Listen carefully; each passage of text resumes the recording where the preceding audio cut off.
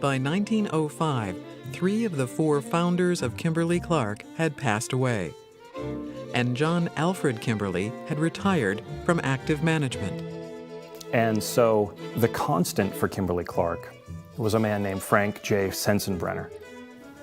Frank J. Sensenbrenner is born in Menasha, and Sensenbrenner was kind of a classic American success story. Dropped out of school in 8th grade, kind of kicked around for a little bit.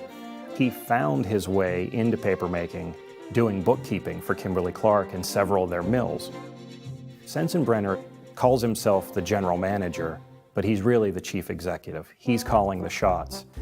One of his most important accomplishments is that he realized that chemistry was going to be the basis of success for Kimberly-Clark.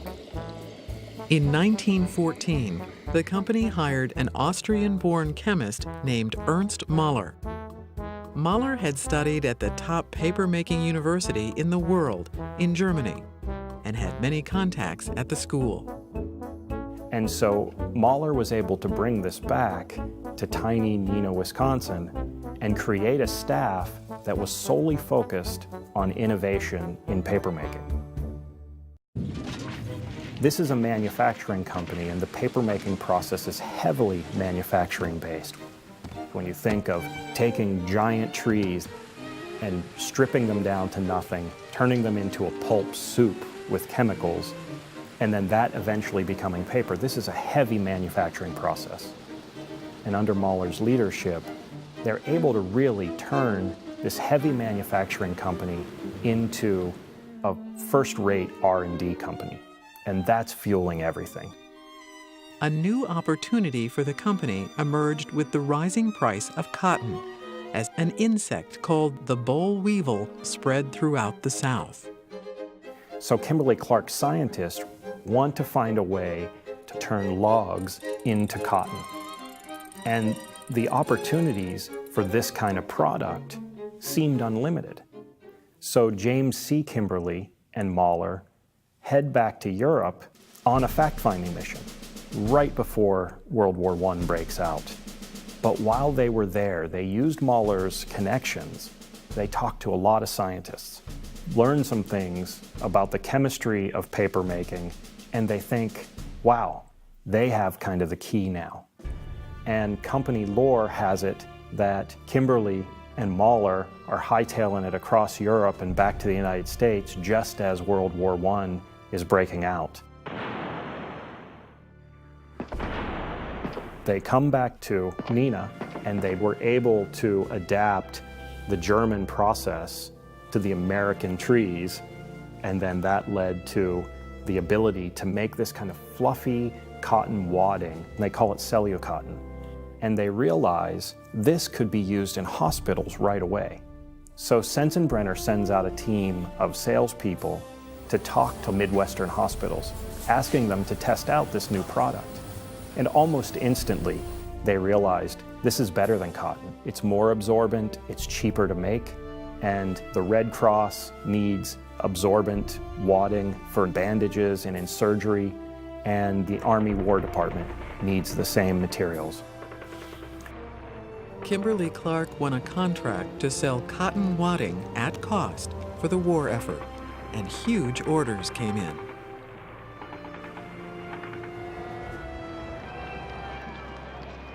The armistice ends the war in 1918, and the Army and the Red Cross immediately stop the contracts. And so Kimberly-Clark has tons and tons of excess Celje cotton, and they don't know what to do with it. Kimberly and Mahler traveled to Sears and Roebuck in Chicago, where they hired a salesman named Walter Luecke to figure out a new use for the product. Luecke found a letter in the company files from a group of French nurses who gave him a suggestion.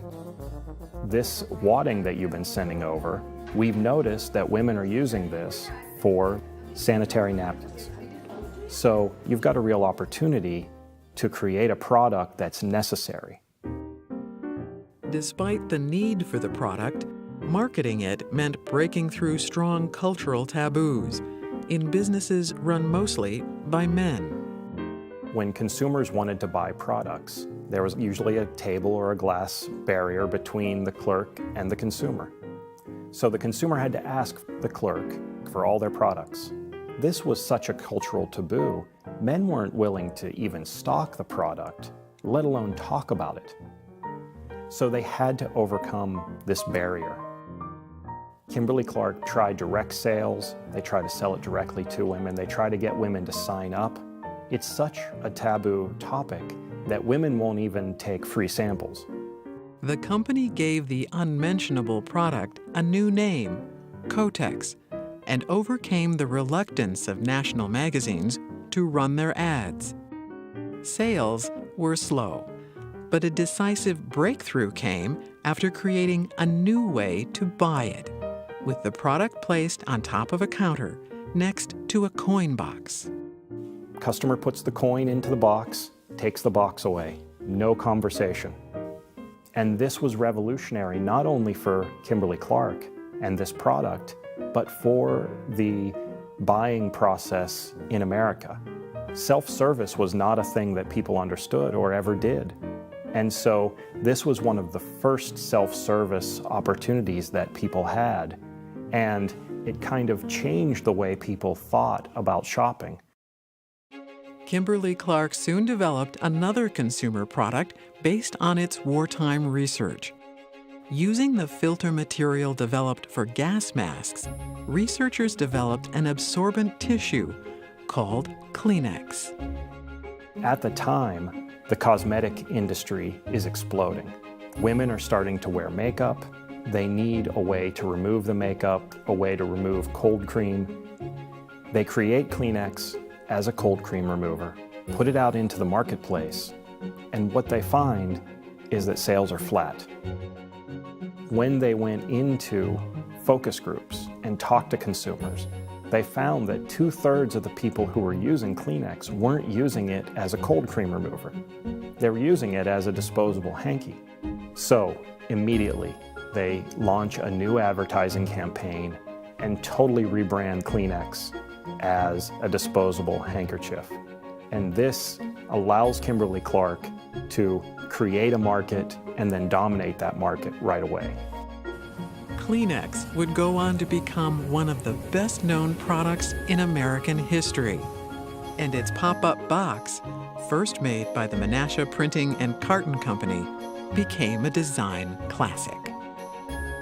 It's not necessarily that that box was some innovation that transformed the world, but for this particular product, in this particular time, there was just some kind of magic to that thought, that when you pull one up, another one's waiting for you.